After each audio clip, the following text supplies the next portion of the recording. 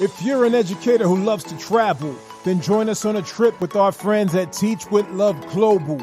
They're a woman and BIPOC-owned teacher travel organization that offers stress-free teacher retreats where you can unwind with the community where you're being understood. 100% of the proceeds go to helping underserved students travel the world.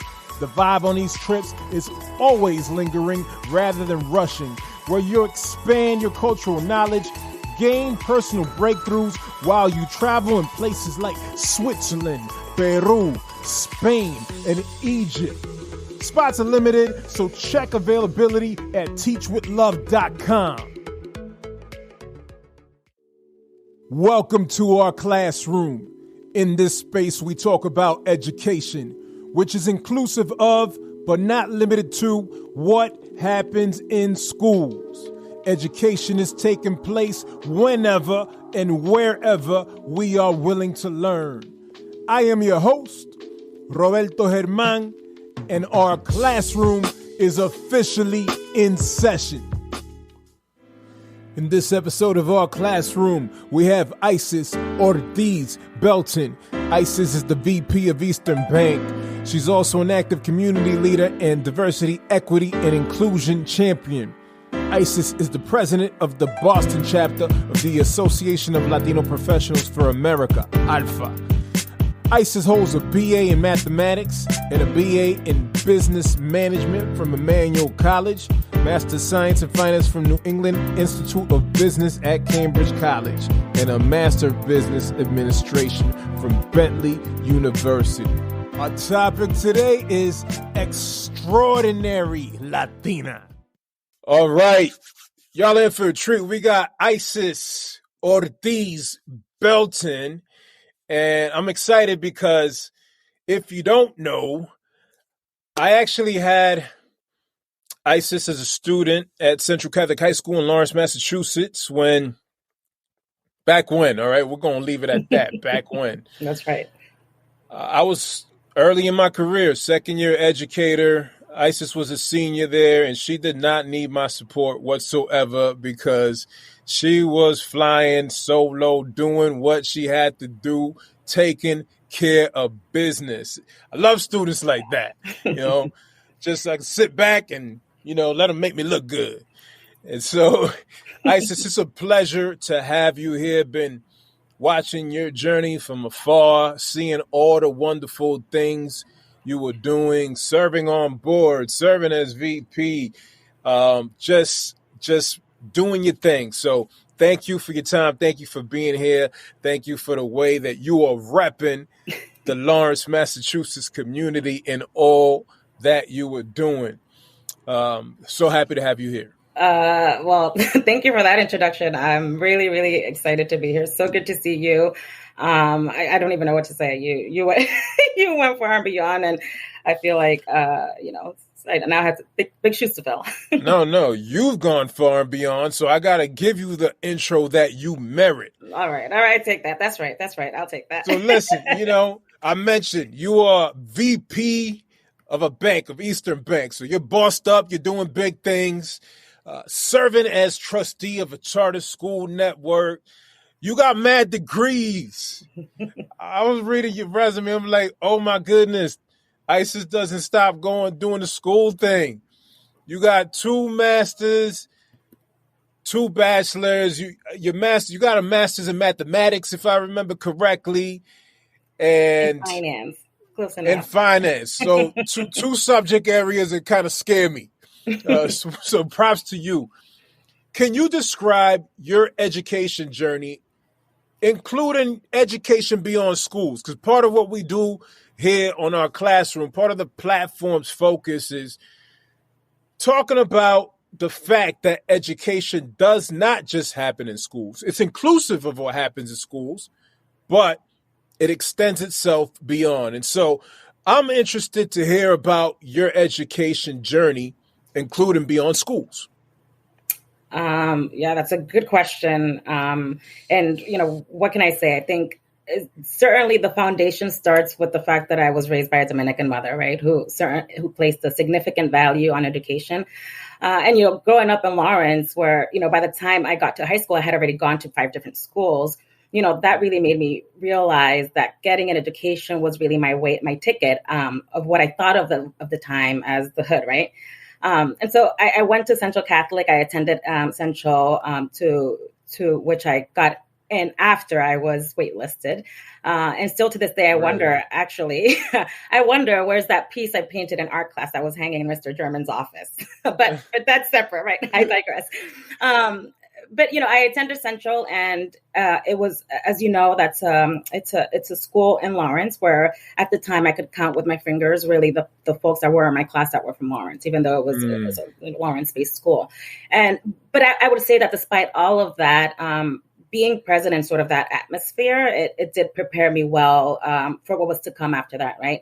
And then it was at Central that I actually found my affinity for math and for numbers. Right before that, it was not something that I was passionate about, and there it's sort of something clicked in junior year. But I think do you remember? Was it a particular teacher or just the experience of the math courses? I think it was geometry, because I'm like, that's pretty easy math, right? Right. And so I did really well in that class. Isis, you're insulting me right now. I did terrible in geometry, but go ahead. I'm gonna let that slide. All right. But I think it was sort of that, and then the fact that I did well with after that in all of my math classes. And I just before that I hadn't. And I don't know necessarily where it came from, because even at Central there were other passions that I was developing, right? So I did well in art, hence why you had that picture in your office, and other aspects of myself that I was certainly developing, right? But in terms of really academics, I think that was just an area that I was like, oh, okay, wow, I didn't think that I numbers I think are scary for I feel for Hispanics, for people in our culture, particularly when you think about numbers in the sense of society and what we live here in the United States, right? And financial literacy, which I'll talk about a little bit later. But overall, I think Central prepared me well to go on to where I went to after that. And I'll say that even before that, the college admission process wasn't easy, right? So not because Central wasn't providing the supports where they could, but because, the FAFSA process was foreign to my Dominican mother, who facts. She couldn't speak English, let alone read it. But fortunately, we managed through that process. And, I think my good grades and my active participation, whether it was at the Boys and Girls Club or, extracurricular activities, all of that really served me well. And ultimately, I ended up applying to 5 different schools, and I did get into all 5 of them, which was great. And that to me is a big proud moment, right? Because I think we sort of grow up in, where we feel like the cards are stacked against us, and oftentimes we're told that we may not amount to be anything, particularly when you come from a city like Lawrence. I was lucky that I had options and that I had all of that to look forward to. And ultimately, it really came down to a full ride at Suffolk University or a decent financial aid package at Emmanuel College. And I actually chose the latter, believe it or not. And I think for me, it was really Suffolk University. It's not an enclosed campus, so that my mom was not having that. Yeah, hard to understand. Yeah. Exactly. It was already hard enough that I was even thinking of going away to college, right? And being away. She's like, "Why can't you just go to like Northern Essex or something like that?" I'm like, "Well, there's other things that I would like to do." And Emmanuel, for me, I went to visit during Multicultural weekend, which of course that's when you pull out the students of color. And you don't know any better, right? So you're coming from Lawrence, you're like, oh wow, there is a lot of people who look like me here. But what you don't realize is that that's all of them out for the day, right? And so, but for me, it was still a good experience. And so that combined with my mom's opinion, right, sort of made me go with Emmanuel. And I felt good. And believe it or not, Emmanuel is a Catholic college. And so it reminded me of a lot about of Central, right? Yeah, so it felt like an extension of sorts. Totally. So, that's ultimately where I ended up. And, after all of that, I began actually as an art minor and a business major. I did not know that you began as an art minor. Mm-hmm. Yep. So I actually at Central, I got the art award when I graduated, and the Spanish award. But I know, I won't, I know. You're like, oh, well, that was easy. And I always thought that you know, I don't know what I would do with it, but it was a passion of mine, drawing and painting. And I wanted that to be part of whatever I endeavored in the future. I don't know in what capacity, right? Because you're still learning, you're still trying to figure things out. Sure. And, when I got to Emmanuel, I was like, well, that's easy. I know I want to be a businesswoman. I'm going to do that part, right? And then I'll minor in art because I know that I'm good at it and it's a passion. It took all about basic drawing 101 for me to get a C plus. And I was like, excuse me, who gets a C plus in art? Right. Never. I've never had a C plus. So it was a little discouraging for me. But all the while that was happening, I was already working on my business degree, right? Because I was doing that simultaneously. And I had a part of your business degree, you have to take some business courses. So I was taking a math course that was necessary for that. And I remember Dr. Rose, who was, she's no longer at Emmanuel, but she was there at the time. And she kind of pushed me there. I don't know what it was she saw in me, but she saw something. And she really pushed me to minor in math. And for me, it was hard because, believe it or not, she was the only person, aside from my close-knit circle, right? She was the only person that was saying, you can do this. And I know that I was just minoring, but at that time it was a big deal, right? Like math, not many people like math. And so I took that on, and it was easy to do that when you get a C plus in basic drawing, right? So that was easy. And I think it also complemented my business degree really well, especially if I had these thoughts of potentially being an analyst in Wall Street and all of that. And eventually, I kept on at it, and I was really involved while I was in college. I was eventually became an RA. I was an orientation leader. I was treasurer for the Hispanic club on campus, the Black Student Union, eventually the vice president of the Rainbow Connection. So always clearly involved, all the while having a part-time job off campus because, right, somebody has to pay that tuition. Right. But even with all of that going on, I was still pushed to even go further. And Dr. Rose was like, I think you have it in you. And I honestly think that you should double major. I'm like, what in the world? Like, no way. Wow. Like a Latina mathematician? Like, no, that doesn't exist. Like, I've certainly never seen one, never heard of one, never seen anyone teaching in that capacity. I had a Latina teacher on my business classes, right? But that's really it. And so, that's when sort of like imposter syndrome starts to kick in, and you're like, can I even do that? Can I talk about it? Yeah. Am I even deserving, if I were to get there, to have that kind of degree, or to be able to say that I have those accolades?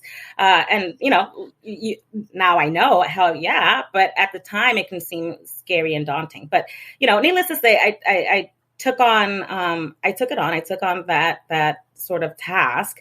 And, I'm proud to say that I graduated with both degrees, and, it certainly wasn't easy. But, I think it prepared me to go on into, to the real world. And after that, I was really trying to find, a space where, because I started off a nonprofit doing microfinance work right out of college. And I went on quickly, did my shift to corporate, mainly because I'm ambitious and I have to sort of, to me, I was trying to balance my desire to have financial freedom in the future with my desire to want to give back to the community at the same time. So I made the choice. I made the choice to go corporate, and but I also felt like I was missing something. I wanted to grow in my career as a leader, and I also wanted to do other things within the community. But career for me was first, right? Because I was like, go. Sure. Yeah, understandable. So, a couple years into that corporate career, I was working at John Hancock Financial Services in their bond and investment group. I decided to go back and get my master's in finance after unsuccessfully passing or didn't pass the CFA exam, which I tried to take twice. So it goes to show, like, there's always some bumps along the road. And initially, master's in finance wasn't necessarily in the picture. But I went ahead and did that, and it was great. I took advantage of tuition reimbursement through my employer. So I was working full time and going to school part time. Great benefit to have. Very great benefit. Definitely encourage anyone to take advantage of it, whether it's that or just professional development dollars, right? First courses on the side or anything like that. Courses, certificates. All of that stuff. And, through that, right when I was finishing that, I remember I was sort of looking, I'm in Boston at this point. I had finished school. I was living there. I was working there. I certainly had my friends. I was in a relationship, but then I was like, where are the other people who look like me, right?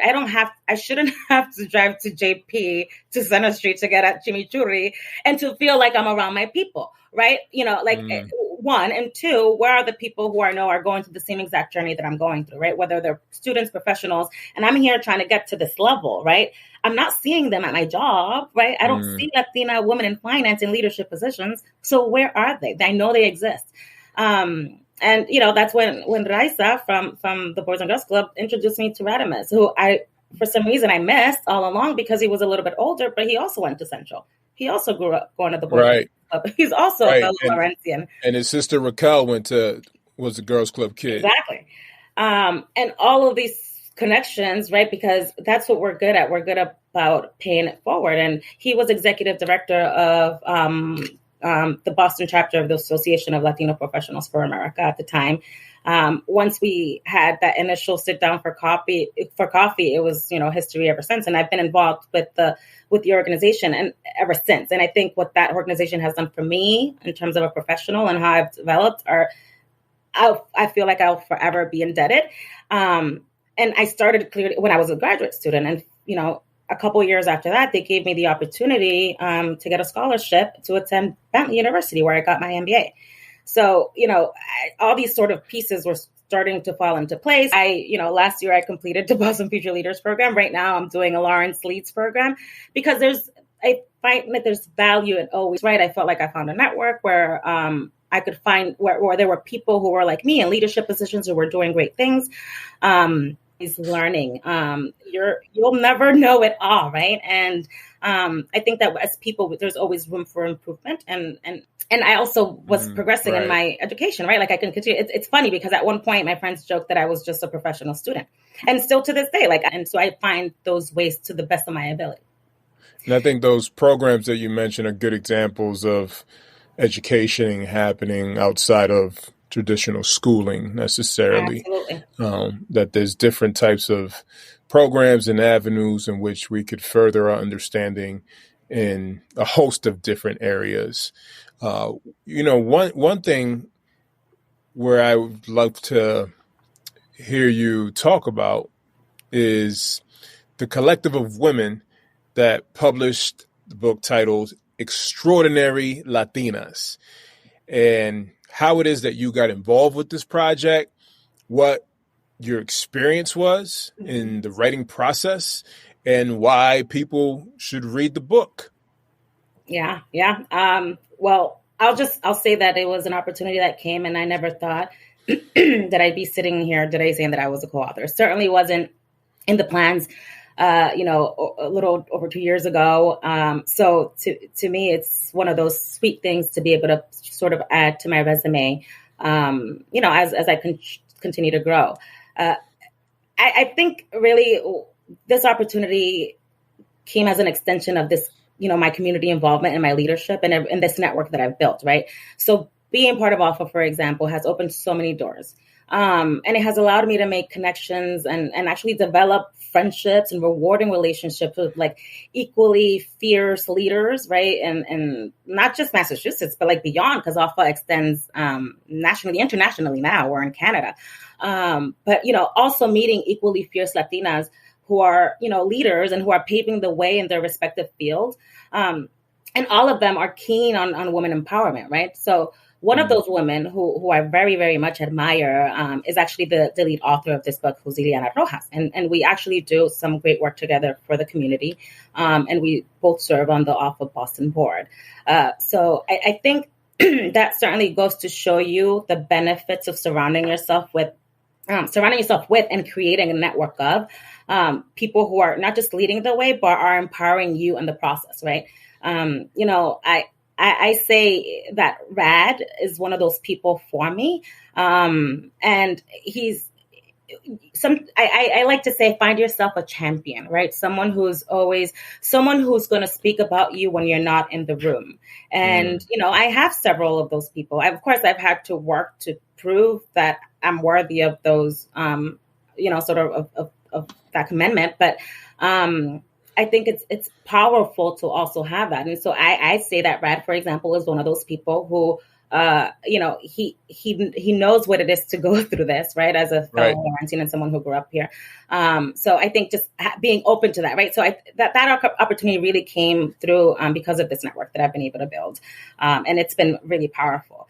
And, the writing experience itself was rewarding. I think what I valued the most was really the introspection that was involved in the entire process, which really made me think about my journey as a young girl in Lawrence, right? And, all the way to who I am today. And of course, all of the challenges that I and many other Latinas face on the way to the top.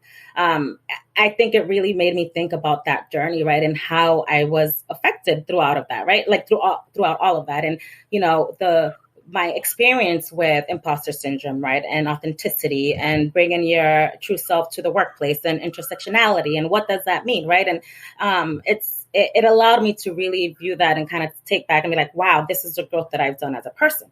And then, being able to put some of just my story and share those nuggets of information with others.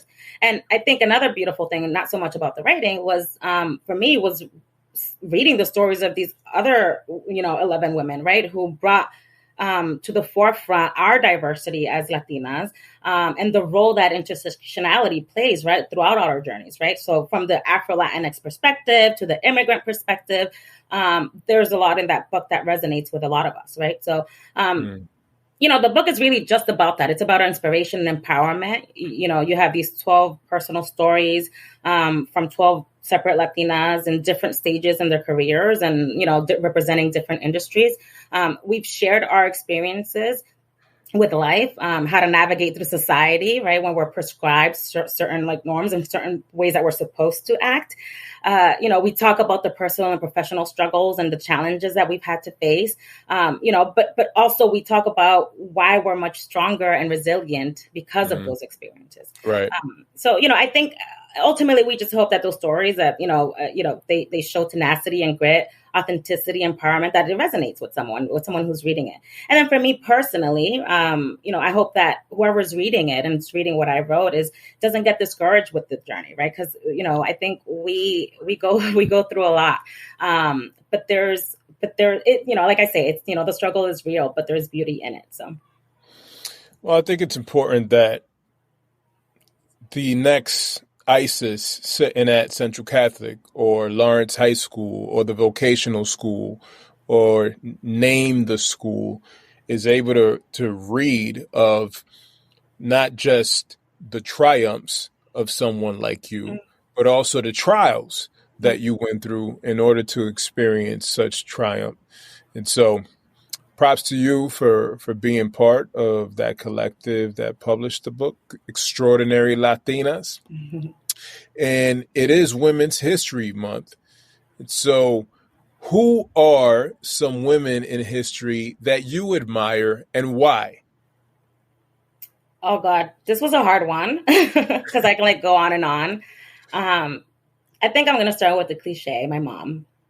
And I know you said women in history, but she's no, my history. Listen, when I wrote the question, and just because I've listened to you on at least one other interview, I thought that you'd probably say your mom as one of the individuals. Yeah. What can I say about her? Right? She's, besides the fact that she's been that constant figure in my life, she's really, her and her experiences and my family unit are the reason that I do what I do. And now my wife, right? But I admire her sacrifices and everything that she had to do to provide for us what she couldn't attain for herself. And that just came with so much. It just came with so much. Mira, me engranojo talking about it because, she struggled. She struggled, she's coming from another country. Right. She wasn't able to finish her college education, even though she started it. She came here to work multiple jobs. Someone who was doing well in her home country comes here to, work double factory jobs, different hours where she had to be away from her children. That's where the Boys and Girls Club played a great role in our lives. All of these things she was doing to provide a better livelihood for me and my brothers, right? Because she wasn't even worrying about herself at certain points. She was doing all of this for us. And just seeing everything that she had to go through is what has given me strength. Honestly, when I think about it wasn't just that I found my passion for math, right? Or that. I think there was a lot more that did for me. So I'm really, really passionate about financial literacy. It's one of the reasons why I'm on several of these boards, right? Why I've done work with a lot of these boards in the educational space, right? So Junior Achievement, where Rad is CEO. I sit on the board of Phoenix Charter Academy, which has 3 different schools, Springfield, Chelsea, and Lawrence, right? Where they're really trying to educate, that the disadvantaged youth. And we know that Lawrence, Chelsea, and Springfield are key communities for that. Working with Latinos for Education, an organization that provides, for me in this case, they have 2 different programs, but for me is taking leaders in the community who are not in the educational space necessarily, right, or academics, but training them to be on the board of these institutions, right, or these organizations or nonprofits. So all these great organizations that are doing work out there for the youth, for students, I think that is what has driven me to that, right? It's the passion for that, because me getting to financial stability came with a lot of education around what it means to be financially literate. And we don't talk about that enough right. in the hood, right? Like we're worried about buying the freshest Jordans or Air Forces or the latest car. And we're not really talking like we even opening up a savings account. Small right. things like Balancing a checkbook. The simplest of things. Staying out of debt. All of having that. an emergency fund. Mm-hmm. All these things. All these things that, sorry, go ahead. In addition to your mom, who's another woman that has had an impact in your life, whether a historical figure or not? I think for me, there's historical figures, right? But there's certainly all the mentors that have played a role since I've been a leader. But, in the spirit of Women's History Month, I will say some of these key figures that we know and we celebrate, like I love Frida Kahlo. She was unapologetically herself, right? Mm-hmm. She walked as she was into rooms, or even if at the time that was her own room. And she celebrated, even if at the time she didn't know she was celebrating herself, right? She was celebrating her full queerness. And at the time that was like really unseen. And then her artwork, right? Her artwork spoke to the many experiences that we face as women. She confronted colonialism. She challenged the political landscape in Mexico at the time.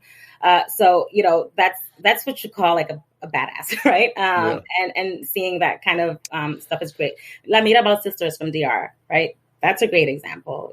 They were against Rafael Trujillo and the dictatorship. And 3 of them, were assassinated because of that. So, and these are women who I didn't mean, or I didn't nothing, but they were like paving the way for everyone else to stand up and for us women to know that we have a voice and that we deserve to be celebrated and that we deserve a seat at the table. Thank you for sharing. So, to those who are listening, what is a message of encouragement that you want to offer them? Encouragement. I'm like encouragement. I feel like I tend to be very like actionable and very fiery. I'll kind of continue what I was just saying. Demand your seat at the table. We're all like deserving. That. We're all deserving of our piece of the pie, right? Though we're often told no, or we're denied, right, our rightful place. And it won't come easy. Certainly my story, and I have a long way to go, right? I haven't even scratched the surface of what I could become. It wasn't easy, and it won't be easy for you. And into the system, which is the system is, fundamentally corrupt. Until that is corrected, which you have to have hope that one day it will. Until then, we will have to work. Some people say twice as hard to get the return. I say twice as hard to get half the return. Sometimes I feel like I'm working that hard. But that's real talk. Each time I accomplish one of those goals, I feel so freaking good. Like it feels so amazing. And so not only are you deserving, but everything that comes at the end, it feels that much better, and you're much better for it. I also say, like, don't dream your goals, speak them into existence. I tell myself that all the time. So, like, the more you say it, the more you validate it, and the more you validate it, the more you live it. So, just keep that in mind, and then be kind. Be kind to yourself and be kind to others. We need a lot of that these days. That's great. That's great. Say it, validate it, live it. Where can we follow you? Are you a Twitter person? Are you an IG person? LinkedIn? Where? Facebook? Where can people follow you? I'm sure there's going to be people listening, whether now or later, that are intrigued by your story. Find something that they want to follow up with you about. Maybe they read the book and they're like, nah, I need more. So where can those people follow you? Absolutely. We'd love to connect. Isis Ortiz-Belton on LinkedIn. And I'm also on Twitter as ICChill, ICEYCHILL. All right. Well, thank you, Isis, dropping all types of gems. I think I'm going to have you back at some point just so we can have an episode on financial literacy, because that's also something that I'm passionate about. And whenever, and I don't have the math and finance mind that you do, but I do understand some things, some of which I've learned through my own experiences, positive and negative, and some of which I've read about, I've researched, so on and so forth, some of which I've learned from experts like you. And so I would love to have you back at some point to talk financial literacy, because as you stated, a lot of people, especially people from our community and communities like ours, need to hear that message. It needs to be reinforced, and they need to hear from folks that can deliver it in bite-sized chunks that allow for them to really process and put it in action. That's right. I mean, I can't begin to thank you enough for having me. And of course, I'll be back anytime. This was absolutely great. And any chance that we can get to create these spaces, to have these conversations, right? This was just my story, but hopefully something resonates with someone. But to have financial literacy conversations, maybe it's a conversation around, what we're experiencing within the educational space. There's a lot going on, right? There's the mass exodus, teachers who are just leaving by the thousands, and there's a lot going on. And happy to bring in other experts to have a chat with you. So, all right. Well, thanks again for your time. Peace and blessings be to you. We will do this again. As always, your engagement in our classroom is greatly appreciated. Be sure to subscribe, rate the show, and write a review.